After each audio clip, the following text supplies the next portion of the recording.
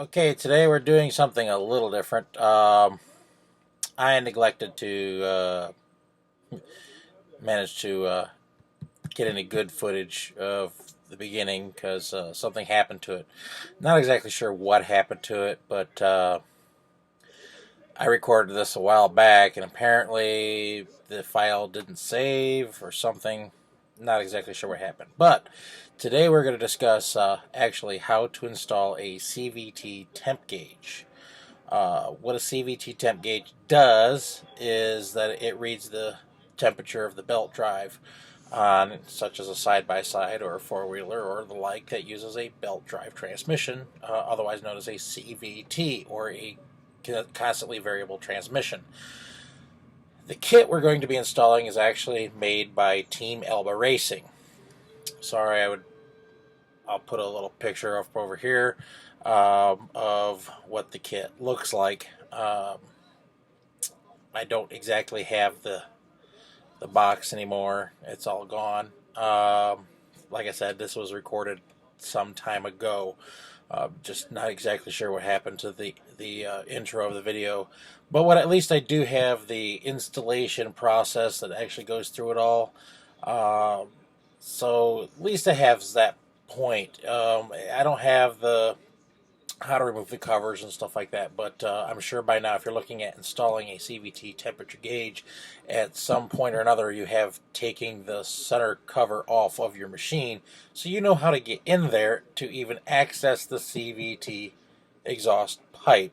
So with that said, we're going to go ahead and shoot to the footage, and we'll keep it rolling.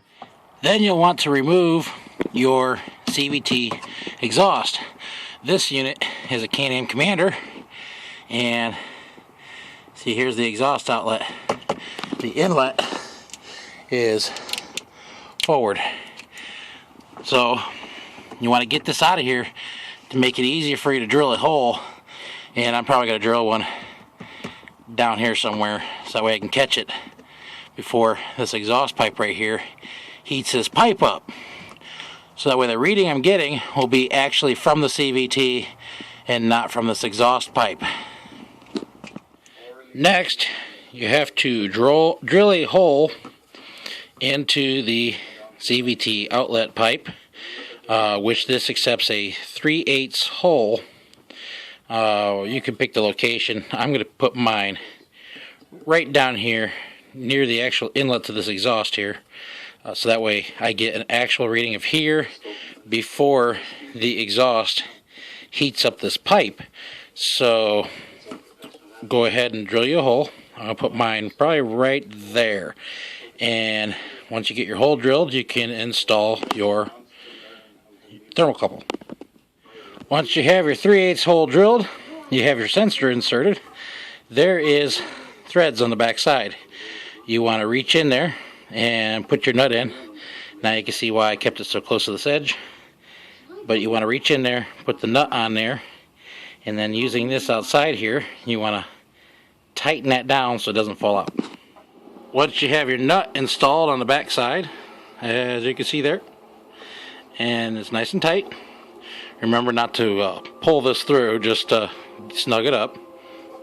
But once you have this all positioned inside there, you can take this out and reinstall it in your machine. Once you have your CVT outlet reconnected to your machine, you want to reconnect the wire harness that comes with the kit. I'm going to run mine up here out of the way, so that way it's away from the engine and the exhaust and everything, so that way it don't get burned up or anything.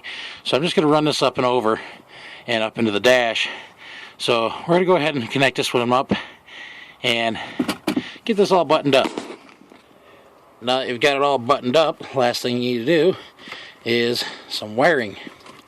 The plug from the sensor comes up here and plugs into the gauge, and then you have these wires here. Now the red wire is power, the white wire is illumination, and of course the black is ground. I'm going to just wire these two together here. I'm going to wire the red and the white together because everything on the dash because I have a commander, everything in the dash lights up without the lights being on. So I'm just going to wire this to something that's switched hot to where the gauge will come on as soon as I turn on the key. And I'm probably going to do is tap into my harness for my lighted whip. And then, of course, that's the important part is making sure you find a spot in your dash. That's up to you. I'm not going to tell you where to put that because that is the owner's discretion. But as I have a commander, I bought this plate here, multi-switch plate with a 2 1/16 gauge hole in it. This uses a standard 2 1/16 inch gauge hole. So I mounted it right there, center mounted, nice within view, and it actually kind of matches the gauges that are here. You know, white numbers, orange needles, white numbers, orange needle. So I figured it fit the decorum of the vehicle. It blended right, looked right. So, but that's where I mounted mine. And then we got all the factory wiring underneath here, and this is the power wire. So I'm just going to tap it into here, but you can tap into wherever you want to tap into. That's up to you. You can hook into such as a cigarette lighter or whatever you want to do. That's entirely up to you. I'm not going to tell you where you need to hook it up at because, like I said, that's your discretion. That way, it just operates in the way that you feel it should operate. Such as you can even do it to a switch that says gauges, if you're going to run multiple gauges. So I'm going to go ahead and wire this up, and I'm going to button this up. But that's all you need to do to install a CVT temperature gauge into your UTV.